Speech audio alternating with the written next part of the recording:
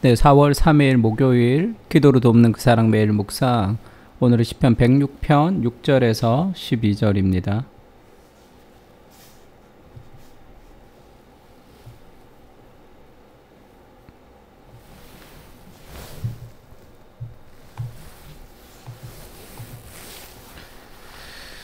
지금 7절에 보면 그런 표현이 있죠.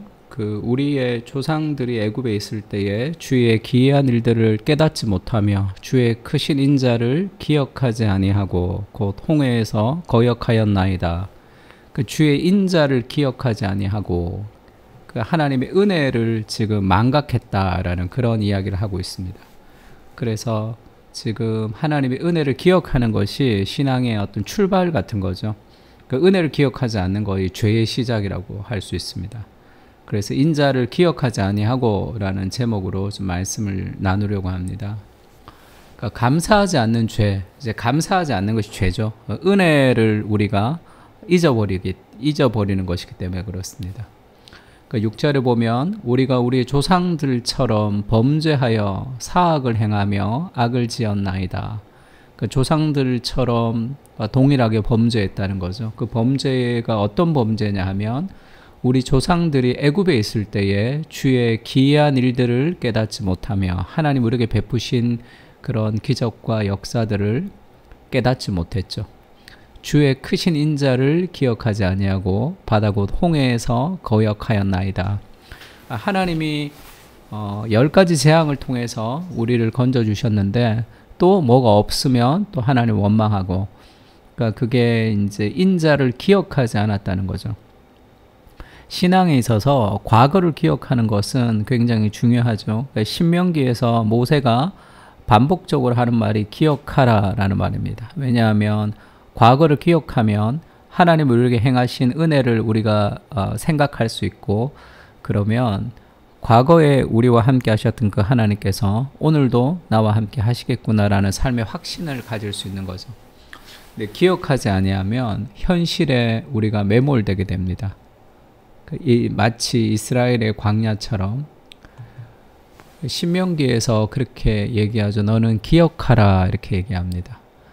내가 애굽 땅에서 종이 되었더니 내 하나님 여호와가 강한 손과 편팔로 거기서 너를 인도하여 내었나니 내가 아무것도 없는 종된 곳에서 하나님이 지금 나를 여기까지 인도하셨다. 내게 있는 모든 것이 하나님의 은혜다라고 기억할 수 있고, 또 내가 아무것도 없이 하나님으로부터 여기까지 왔으니까 내가 지금 두려워하지 말고 여기서 모험으로 또 전진할 수 있다. 이런 생각들도 과거를 기억할 때 다 할 수 있습니다.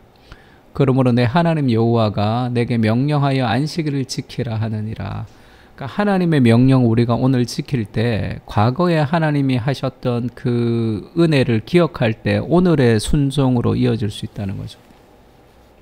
오늘의 순종이 내일의 축복으로 이루어지는 것이 아니라 하나님이 우리에게 행하신 일들이 오늘의 순종의 동기가 됩니다. 애굽 땅에서 종되었던 그 하나님께서 우리에게 명령하시는 거죠. 은혜가 먼저 있고 순종이 있는 거예요. 로마서 1장 21절도 하나님을 알지만 하나님을 영화롭게 아니하고 감사하지도 아니할 때 생각이 허망하여지며 미련한 마음이 어두워진다. 삶에서 감사가 없다는 것은 내가 내 인생의 주인이 된다는 뜻입니다. 하나님이 내 인생의 주인이 되셔서 내가 지금 호흡하는 거, 내가 지금 살아있는 거, 내가 지금 오늘을 행하는 모든 에너지와 일들이 하나님이 은혜로 나를 살려주셔서 가능한 일이죠. 거기에 대해서 감사가 있을 때 우리 생각이 바르게 되는 거예요. 모든 생각이. 감사가 없으면 생각이 허망해집니다. 그래서 매몰되는 거죠. 현실이나 어떤 두려움이나 불안에 우리가 매몰되는 겁니다. 그래서 감사는 믿음의 문제인 거죠.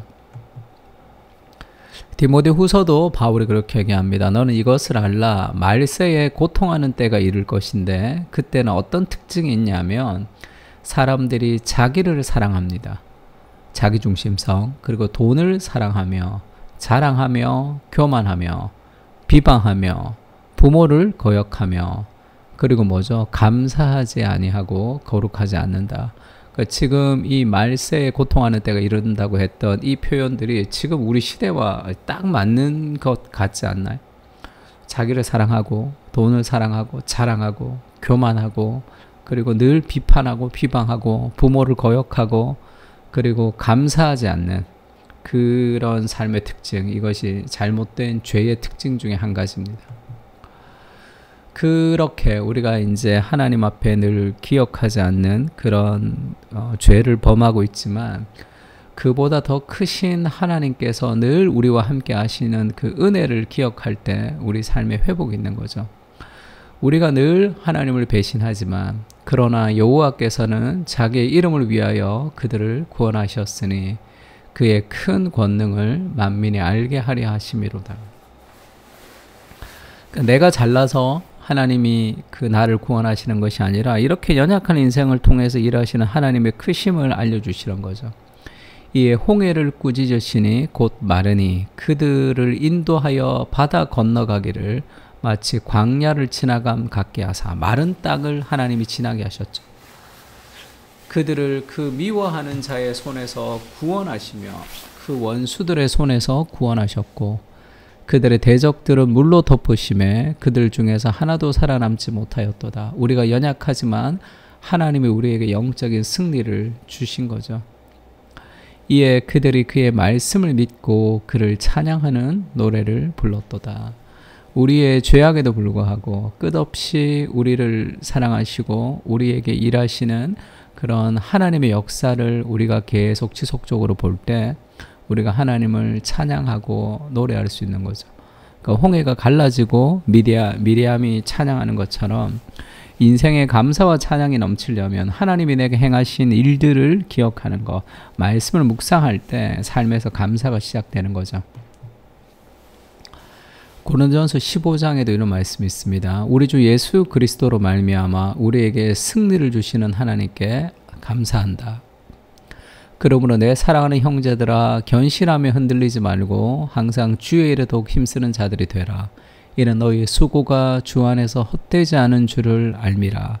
지금이 좀 힘들지만 결국은 우리가 견실하며 흔들리지 말고 주의 일에 힘쓰는 자들이 될 때 결국은 우리가 승리하게 된다는 그 승리의 보장, 그것이 하나님께 감사할 수 있는 거죠. 힘든 상황 속에서도 우리가 감사할 수 있는 것은 어떤 어려움과 내 안의 실패와 좌절도 그것이 나에게 가장 유익을 주시는, 모든 것을 합력하여 선을 이루시는 하나님의 행하심, 하나님의 주권, 하나님의 일하심, 하나님의 선하심을 신뢰할 때 우리가 감사할 수 있습니다.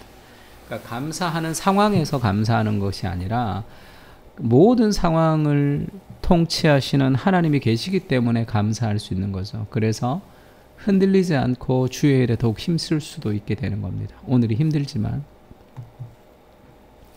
주님의 은혜를 기억하게 하옵소서. 환경이 어려울 때도 은혜를 기억하게 하시고 감사를 빼앗기지 않게 하옵소서. 주 안에서 누리는 기쁨을 빼앗아 가려는 세력들 속에서 감사를 잃어버리지 않게 하시고 우리에게 참된 승리를 주시는 예수 그리스도인에 감사하게 하옵소서. 아멘. 오늘도 하나님께서 우리에게 주신 은혜를 기억하며 오늘도 감사를 빼앗기지 않는 삶을 살겠습니다. 그렇게 기도했으면 좋겠습니다. 다 같이 기도하겠습니다.